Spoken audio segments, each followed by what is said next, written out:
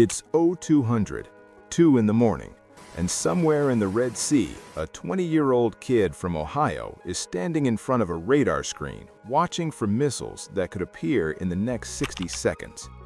He hasn't slept more than 5 hours in 3 days. The coffee in his hand has been sitting in the pot since yesterday afternoon. It tastes like diesel fuel. He drinks it anyway.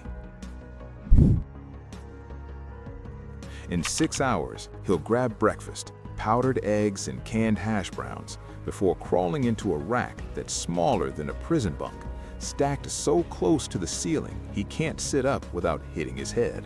He'll sleep for maybe 4 hours, if he's lucky, if there's no drill, no emergency, no general quarters. And then he'll wake up and do it all over again. This is what your grandson's recruiter didn't tell you. This is what the flag-waving commercials leave out, because the truth about life on a Navy destroyer isn't about billion-dollar missiles or cutting-edge radar. It's about sleep deprivation so severe it's medically equivalent to being drunk. It's about meals that run out of anything fresh after 2 weeks. It's about 300 sailors crammed into a steel box, operating on fumes, holding the line between chaos and freedom. For the next 12 minutes, you're going to see how these kids, and they are kids, sleep, eat, and somehow survive conditions that would break most adults in 48 hours. This isn't a recruitment video. This is the truth. The Navy calls it crew endurance. That's the official term. But the sailors, they call it something else: survival. By the end of this video, you'll understand 3 things that most Americans have never considered. 1. Why 2/3 of destroyer sailors are operating on less sleep than the Navy's own minimum requirements. 2. How these crews manage to eat, work, and fight on food that would make a college cafeteria look gourmet. And 3. The invisible toll this life takes on the kids who volunteer to live it so the rest of us don't have to. Because here's what nobody talks about. These sailors aren't just defending America, they're sacrificing pieces of themselves: sleep, health, sanity, every single day. And most of them will never complain. They'll just keep showing up. Let's show you why that matters, where they sleep, and why they can't. Let me paint a picture. You're lying in a metal coffin. That's what the rack feels like. 77 inches long, 27 inches wide, a mattress so thin you can feel the canvas underneath. Above you, another sailor. Below you, another sailor. So close you can hear them breathing, so close that when the guy above you rolls over, the whole frame shakes. It's 1400, 2 in the afternoon. But the lights are dimmed red because half the crew works nights. Time doesn't exist the way you understand it. There's no day, no night, just watch rotations and the constant bone-deep hum of the turbines that never, ever stop. You close your eyes, try to sleep, but the announcing system crackles to life every 20 minutes. Now, sweepers, man your brooms. Flight quarters, all hands stand clear of the flight deck. Every announcement jolts you awake. Every footstep, every conversation happening 3 feet from your head. And here's the hardest truth. Even when you finally get the chance to sleep, your body can't relax. Because according to a 2024 Navy study, 66% of destroyer sailors get less than 7 hours of sleep per day. 30%, they're getting less than 6. That's not fatigue, that's a medical crisis. The Navy's own requirement is 7.5 hours, but research shows the average sailor on a surface ship gets 5.25 hours. Every single day, they're operating at a 2-hour sleep deficit, and it adds up, day after day, week after week, month after month. You know what happens when you don't sleep? Your reaction time slows, your judgment fails, you make mistakes, fatal mistakes. Remember the USS Fitzgerald? USS John S. McCain? 2017, 2 destroyers, 2 collisions, 17 American sailors killed. And when investigators dug into what happened, they found the same thing: Crew fatigue. Sailors running on empty, standing watch with reaction times equivalent to being legally drunk. The Navy changed the rules after that. New circadian rhythm schedules, protected sleep hours, policies designed to give sailors a fighting chance at rest. But here's the problem. Policies don't change reality. A 2024 government report found that 93% of Navy officers believe fatigue is still underreported. Why? Because sailors know there's no solution.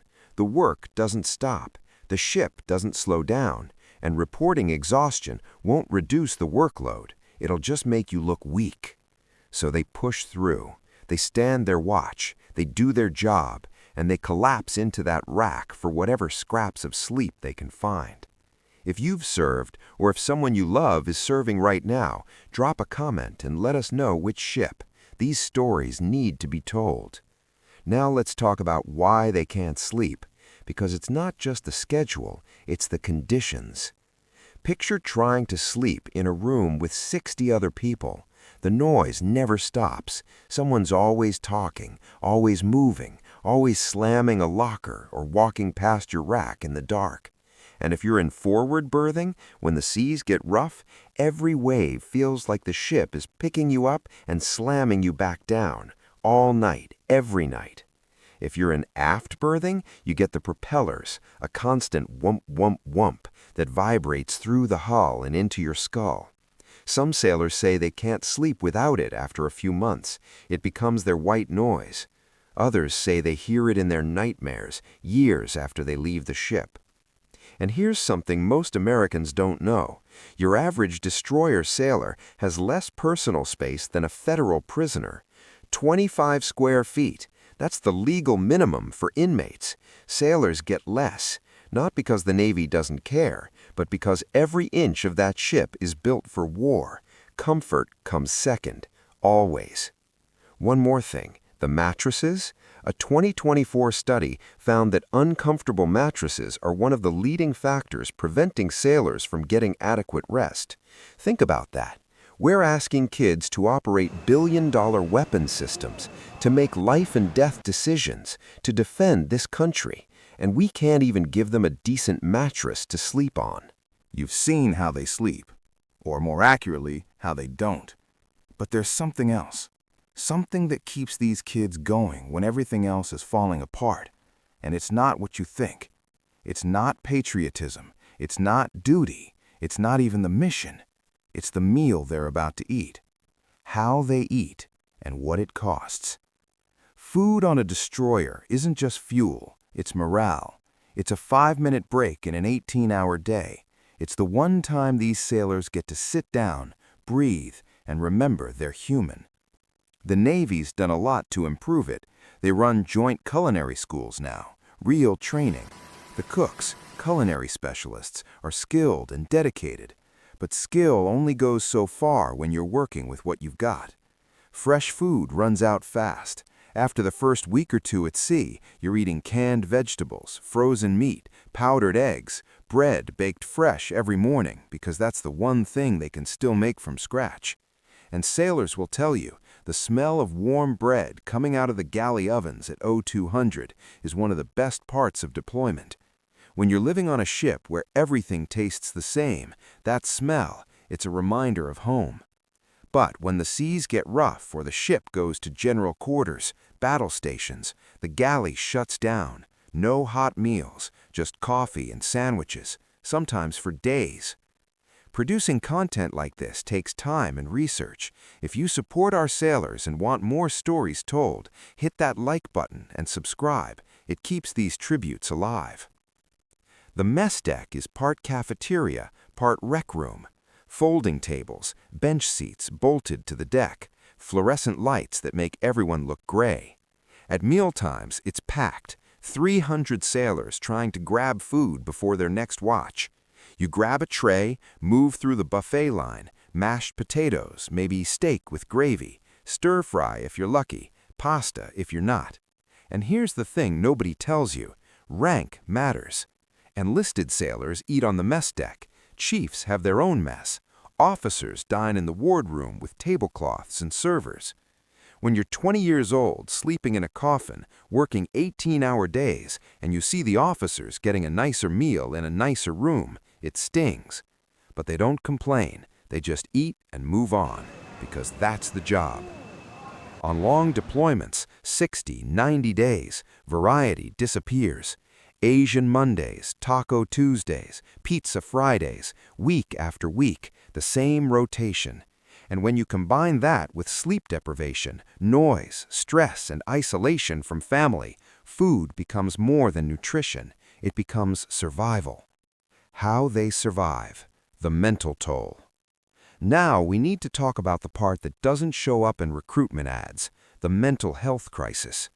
In 2022, destroyers with full-time chaplains saw an average of 31 sailors a month seeking counseling. That's 10% of the crew every single month walking into a chaplain's office saying, "I need help." On destroyers without full-time chaplains, fewer than 3 sailors a month got help, not because they didn't need it, because there was nobody there. The Navy finally admitted the problem. By 2025, every destroyer gets a dedicated chaplain. And these chaplains aren't just holding Sunday services. They're walking through the combat center while missiles are being fired. They're sitting with the kid whose wife just filed for divorce. They're helping crews find meaning when exhaustion makes it hard to remember why they signed up. Because sailors on destroyers have the highest rates of psychological health symptoms of any service branch: anxiety, depression, insomnia, PTSD. And it's not from combat, it's from the grind, the isolation, the conditions that never let up. 1 in 4 sailors reports clinically significant insomnia. 85% use caffeine just to function. 33% use nicotine. They're coping the only way they know how, and sometimes it's not enough. What's the one meal you could never live without if you were at sea for months? Drop it in the comments. But here's what keeps them going. It's not the food, it's not the sleep, it's each other. When you're living in 25 square feet, working 18-hour days, the only thing that makes it bearable is the person standing next to you. You learn who you can trust, who will cover your watch when you're collapsing, who will save you a seat at the final mess deck. value point. That bond is So real. the next time and it's you the see a reason Navy these ships destroyer don't on the fall news, apart. remember this. That ship is 300 Americans, most of them barely old enough to vote, who chose to sacrifice sleep, health, and years of their lives for the rest of us. They sleep in coffins, eat out of cans, work until their bodies give out, and they do it because they believe in something bigger than themselves. That's not propaganda, that's the truth. Hit the like button, subscribe, and leave a comment. Which part of destroyer life surprised you the most? These sailors don't get parades, they don't get headlines, but they get this: us telling their story and making sure the world knows what it really costs to serve on a U.S. Navy destroyer. Now, if you want to see what happens during the first 48 hours when a brand new sailor steps aboard one of these ships, that video is right here. Fair winds and following seas.